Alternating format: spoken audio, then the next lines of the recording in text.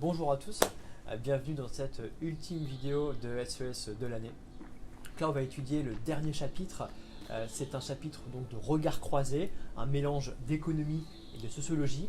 On va voir la protection sociale et les risques, comment est-ce que l'État va-t-il gérer les risques de la vie quotidienne. Donc tout d'abord il faut savoir ce que c'est qu'un risque et d'où vient ce mot. Bon, ce mot risque, ça vient de l'italien riesgo.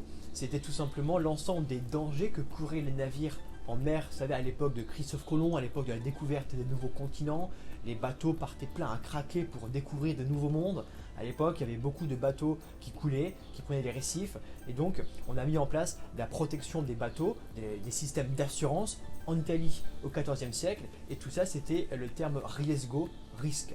Donc ici, on a vraiment le terme de risque. C'est quoi? C'est la probabilité de survenue d'un événement indésirable. On peut dire également que c'est la probabilité d'occurrence d'un danger.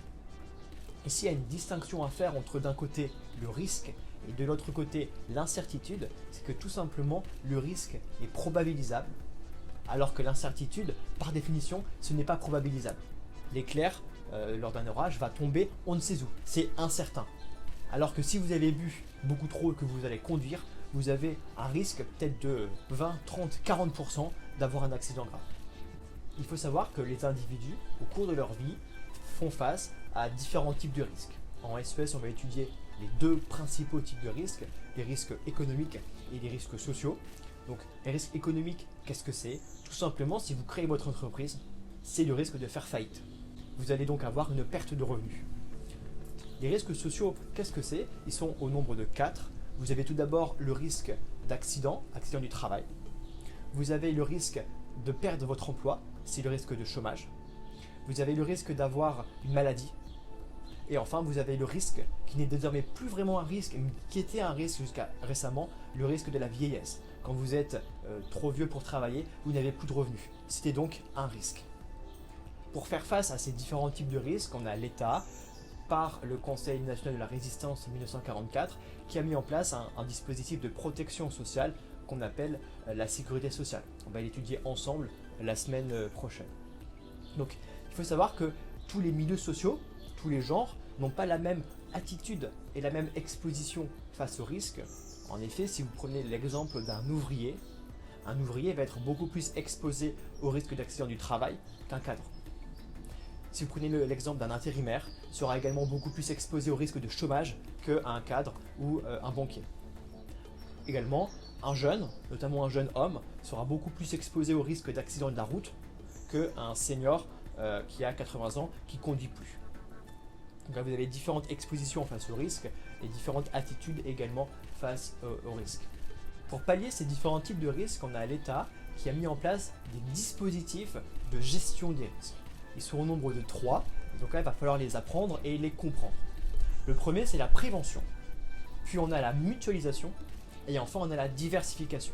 La prévention, qu'est-ce que c'est? Si vous êtes fort en anglais, vous devez savoir que le terme prevent en anglais ça signifie empêcher. Donc quand on va prévenir un risque, on va empêcher le risque de se produire. Par exemple, vous êtes sur autoroute, pour prévenir le risque d'avoir un accident grave, on va interdire aux gens de circuler à plus de 130 km/h. On va interdire aux gens de conduire en utilisant leur téléphone portable. Ça, c'est la prévention. C'est pour éviter que le risque se produise. C'est donc exempté. Ensuite, on a le dispositif de la mutualisation. Si on prend l'exemple d'agriculteurs, vous mettez tous les mois un peu d'argent dans une caisse commune. Et si jamais un jour vous avez une très mauvaise récolte, parce que je ne sais pas, vous avez eu des intempéries dans votre vigne, vous allez avoir la caisse commune qui va vous rembourser cette mauvaise récolte pour tout simplement éviter le risque de perte d'emploi, le risque de perte de revenus importante. Ça, c'est la mutualisation. C'est tout ce qui est protection sociale qu'on va étudier ensemble la semaine prochaine. Et enfin, vous avez le troisième type de gestion des risques, c'est la diversification. Vous devez connaître l'expression « on ne met pas tous ses œufs dans le même panier ». C'est exactement ça. Rappelez-vous l'histoire de votre PEA fictif. Il n'y a personne de la classe qui a mis tout son argent sur une seule entreprise. Pourquoi? Parce que imaginez que l'entreprise fasse faillite, vous perdez tout. Grâce à la diversification, on appelle ça également grâce au panachage, vous réussissez à gérer ce risque. Parce que si une entreprise fait faillite, c'est pas grave pour vous parce que vous avez investi dans d'autres entreprises. Donc vous ne perdez pas tout. Donc ici, je rappelle les 3 types de gestion des risques. On a la prévention, on a la mutualisation et on a la diversification. Donc là, je vous emmène à la plage pour donner un autre exemple sur la prévention et sur la mutualisation. A tout de suite. Bon bah ici, on est à la mer, on est à Lacanau. Et quand on est à la mer, qu'est-ce qu'on fait? Eh bien, on se baigne. Et quand on se baigne, il peut y avoir un risque de noyade. Pour éviter ce risque, on a les pouvoirs publics, donc ici la ville de Lacanau, qui a mis en place des décrets, des règlements qui ici déconseillent le fait de se baigner.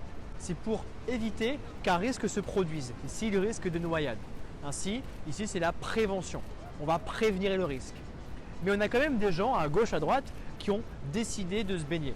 Donc là on va partir ex post pour éviter les conséquences négatives du risque, c'est-à-dire la noyade. On a les pouvoirs publics qui, grâce à nos impôts, grâce à vos impôts, ont payé, ont financé les sauveteurs en mer, les policiers, qui vont venir vous sauver la vie, vous réanimer en cas de survenue de cette noyade. Donc ici, pour éviter les conséquences négatives du risque, c'est-à-dire la noyade, on a la prévention, on va déconseiller la baignade et on a également la mutualisation, c'est-à-dire tous les Français vont payer des impôts pour financer les pouvoirs publics, pour financer les sauveteurs en mer. C'est donc ici la mutualisation. On a un 3e type de risque qui est la diversification, mais on le verra juste après quand on revient à Bordeaux. Allez, on est de retour à Bordeaux. J'espère que le séjour à la plage vous a plu. Et donc là, la vidéo se termine et je vous donne rendez-vous lundi en forme. Salut!